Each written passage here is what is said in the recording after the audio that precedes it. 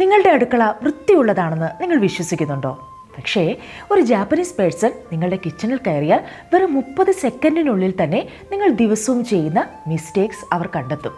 അതിൽ ചിലത് നമ്മുടെ ആരോഗ്യത്തെ ബാധിക്കുന്നതായിരിക്കാം. എന്നാൽ ആ ശീലങ്ങൾ നമുക്ക് ചിലപ്പോൾ സാധാരണവുമായിരിക്കാം.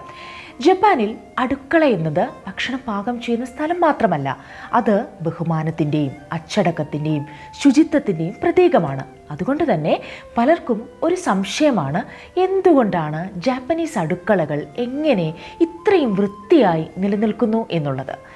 അതിൻ്റെ രഹസ്യമെന്ന് പറയുന്നത് വില കൂടിയ ഉപകരണങ്ങളോ വലിയ വീടുകളോ അല്ല, ദിവസവും അവർ പരിപാലിക്കുന്ന കുറച്ച് ലളിതമായ ശീലങ്ങളാണ്. അപ്പോൾ വളരെ നിർബന്ധിതമായി അവർ അവരുടെ കിച്ചണിൽ ഒഴിവാക്കുന്ന 7 കാര്യങ്ങളുണ്ട്. അവ എന്തൊക്കെയാണെന്നാണ് ഇന്നത്തെ വീഡിയോയിൽ ഞാൻ ഷെയർ ചെയ്യാൻ പോകുന്നത്. സോ വീഡിയോയിലേക്ക് പോകുന്നതിന് മുൻപായിട്ട് എൻ്റെ ചാനൽ ആദ്യമായിട്ടാണ് കാണുന്നതെങ്കിൽ സബ്സ്ക്രൈബ് ചെയ്യാൻ മറക്കരുത്. വീഡിയോ ഇഷ്ടമാവുകയാണെങ്കിൽ ലൈക്ക് ചെയ്യാനും. Welcome to fairy life style, a beautiful life starts here. അപ്പോൾ അവർ ഒഴിവാക്കുന്ന ആദ്യത്തെ കാര്യമെന്ന് പറയുന്നത് ഒരേ കട്ടിംഗ് ബോർഡ് എല്ലാത്തിനും ഉപയോഗിക്കുന്നതാണ്. നിങ്ങളുടെ വീട്ടിലും എല്ലാ കാര്യത്തിനും ഒരേ കട്ടിംഗ് ബോർഡ് തന്നെയാണോ ഉപയോഗിക്കുന്നത്? അതിൽ നമ്മൾ ആദ്യം പച്ചക്കറി അരിയും, പിന്നെ അതേ ബോർഡിൽ തന്നെ ചിക്കനോ ഫിഷോ ബീഫോ കട്ട് ചെയ്യും, അല്ലെങ്കിൽ തിരിച്ചും. പല വീടുകളിലും ഇത് വളരെ സാധാരണമായ ഒരു ശീലമാണ്.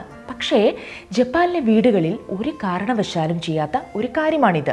എന്തുകൊണ്ടാണെന്നറിയാമോ? കാരണം നമ്മുടെ കണ്ണുകൊണ്ട് കാണാൻ കഴിയാത്ത നിരവധി ബാക്ടീരിയകൾ ഈ റോ മീറ്റിൽ നിന്ന് നമ്മുടെ കട്ടിംഗ് ബോർഡിലേക്ക് പടരാം.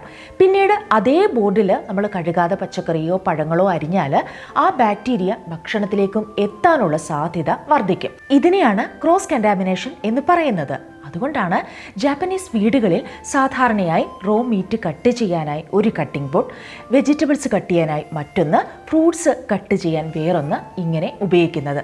ഇത് വെറുമൊരു വൃത്തിയുടെ കാര്യം മാത്രമല്ല, കുടുംബത്തിലെ ആരോഗ്യത്തെ സംരക്ഷിക്കുന്ന ഒരു ശീലമാണിത്. ഇനി രണ്ടാമത്തെ കാര്യമെന്ന് പറയുന്നത് പാത്രങ്ങൾ രാത്രി മുഴുവൻ വെള്ളത്തിൽ മുക്കി വെക്കുന്നത്. രാത്രി ഭക്ഷണം കഴിഞ്ഞാൽ ഇപ്പോൾ കഴുകാൻ മടിയാണ്, രാവിലെ കഴുകാം എന്ന് പറഞ്ഞ് പാത്രങ്ങൾ സിങ്കിൽ വെള്ളം നിറച്ച് സോക്ക് ചെയ്ത് വെക്കുന്ന ശീലം നിങ്ങൾക്കുണ്ടോ? സത്യത്തിൽ ഇത് പല വീടുകളിലും വളരെ കോമൺ ആയ ഒരു ഹാബിറ്റാണ്.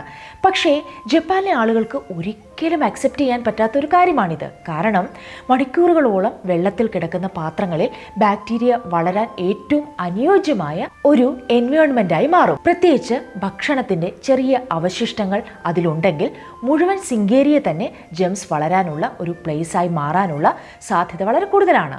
അതുകൊണ്ടാണ് ജാപ്പനീസ് വീടുകളിൽ ഒരു ചെറിയ റൂൾ പാലിക്കുന്നത്: today's kitchen should not become tomorrow's problem. അതായത് കഴിയുന്നത്ര അന്നത്തെ പാത്രങ്ങൾ അന്ന് തന്നെ കഴുകി കിച്ചൺ ക്ലീൻ ആക്കുക. രാവിലെ എഴുന്നേൽക്കുമ്പോൾ വൃത്തിയുള്ള ഒരു അടുക്കള കാണുന്നത് അവരുടെ സംസ്കാരത്തിൽ സ്വയം നൽകുന്ന ഒരു ചെറിയ ഗിഫ്റ്റായിട്ടാണ് കാണുന്നത്. ഇനി മൂന്നാമത്തെ കാര്യം, കിച്ചൺ സ്പോഞ്ച് വൃത്തിയായി സൂക്ഷിക്കാത്തത്. ഒരു കാര്യം ഞാൻ ചോദിക്കട്ടെ, നിങ്ങളുടെ വീട്ടിലെ ഏറ്റവും അഴുക്കുള്ള ഒരു സാധനം എന്താണെന്നാണ് നിങ്ങൾ കരുതുന്നത്? ഡസ്റ്റ്ബിൻ, ടോയ്ലറ്റ്, അതോ സിങ്കോ? പക്ഷേ പല പഠനങ്ങളും പറയുന്നത് മറ്റൊന്നാണ്. അത് നിങ്ങളുടെ കിച്ചൺ സ്പോഞ്ച് ആയിരിക്കാം എന്നുള്ളതാണ്.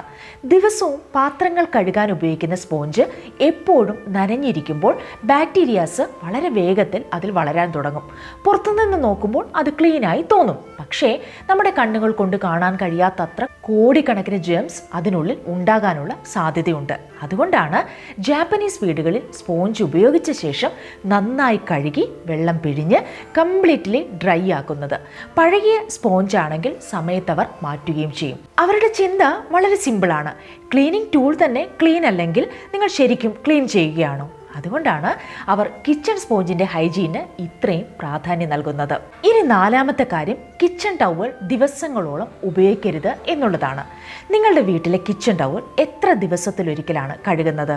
1 ദിവസം, 3 ദിവസം, അതോ ഒരാഴ്ച? സത്യത്തിൽ പല വീടുകളിലും ഒരേ കിച്ചൺ ടവൽ ദിവസങ്ങളോളം ഉപയോഗിക്കുന്നത് വളരെ കോമണായ ഒരു ഹാബിറ്റാണ്.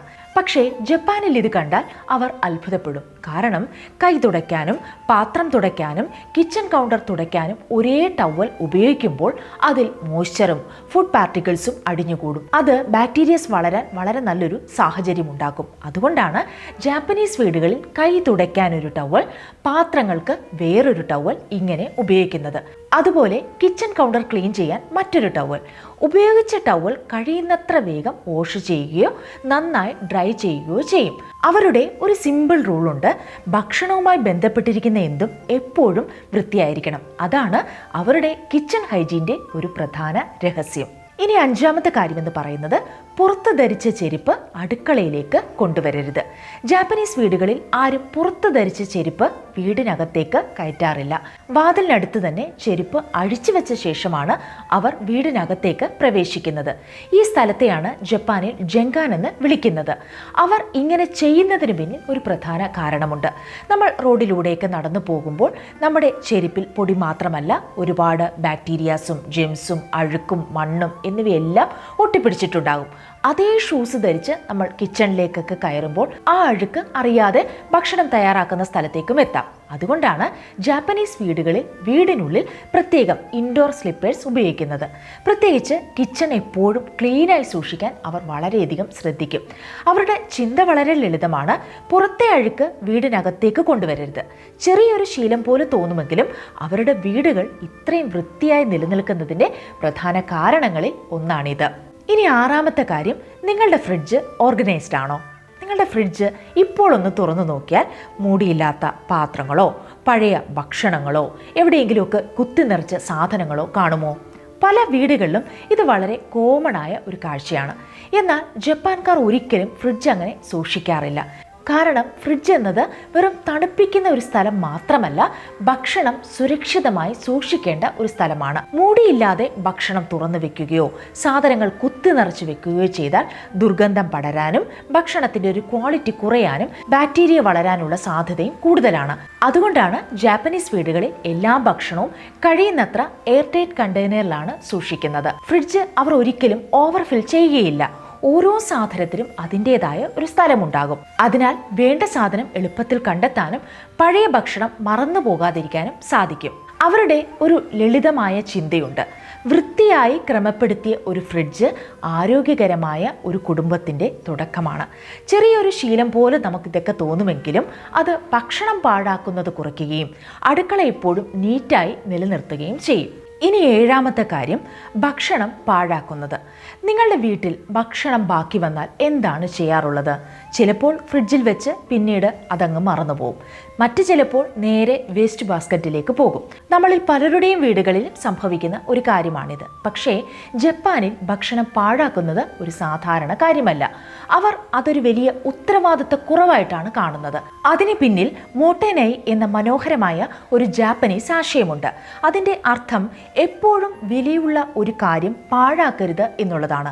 അത് ഭക്ഷണമാകട്ടെ, വെള്ളമാകട്ടെ, സമയമാകട്ടെ, എന്തായാലും അതിന് അർഹിക്കുന്ന ബഹുമാനം നൽകണമെന്നാണ് അവർ വിശ്വസിക്കുന്നത്. അതുകൊണ്ടാണ് ജാപ്പനീസ് കുടുംബങ്ങൾ ആവശ്യത്തിന് മാത്രം ഭക്ഷണം പാകം ചെയ്യുന്നത്. ബാക്കി വന്നാൽ ശരിയായ രീതിയിൽ സ്റ്റോർ ചെയ്ത് പിന്നീട് ഉപയോഗിക്കും. കാരണം ഓരോ ഭക്ഷണത്തിൻ്റെയും പിന്നിൽ ഒരുപാട് ആളുകളുടെ അധ്വാനമുണ്ടെന്ന് അവർ വിശ്വസിക്കുന്നു. അവരുടെ ചിന്ത വളരെ മനോഹരമാണ്. ഭക്ഷണം വെറും വയറ് നിറയ്ക്കാനുള്ളതല്ല, അത് ബഹുമാനിക്കപ്പെടേണ്ട ഒന്നാണ്. അതുകൊണ്ട് തന്നെയാണ് ജാപ്പനീസ് അടുക്കളകൾ ഇത്ര വൃത്തിയുള്ളതും ഭക്ഷണം പാഴാക്കാത്തതും വളരെ ക്രമമുള്ളതായിട്ടും കാണുന്നത്. ഈ 7 ശീലങ്ങളിൽ നിങ്ങൾക്ക് ഏറ്റവും ഇഷ്ടപ്പെട്ടത് ഏതാണ്? ഇന്ന് മുതൽ ഏതെങ്കിലും ഒരു ശീലം നിങ്ങൾ ജീവിതത്തിൽ ഒന്ന് പരീക്ഷിച്ചു നോക്കൂ. ചെറിയ മാറ്റങ്ങൾ വലിയ വ്യത്യാസങ്ങൾ സൃഷ്ടിക്കുന്നതായിരിക്കും. അപ്പോൾ ഇന്നത്തെ വീഡിയോ നിങ്ങൾക്ക് ഇഷ്ടമായി എന്ന് തന്നെ ഞാൻ പ്രതീക്ഷിക്കുന്നു. ഇത്തരത്തിലുള്ള കൂടുതൽ ജാപ്പനീസ് ജീവിത രീതികളും ആരോഗ്യകരമായ ശീലങ്ങളും അറിയാൻ ഫെയറി ലൈഫ് സ്റ്റൈൽ എന്ന ഈ ചാനൽ സബ്സ്ക്രൈബ് ചെയ്യാൻ മറന്നു പോകരുത്. See you in the next video. Bye.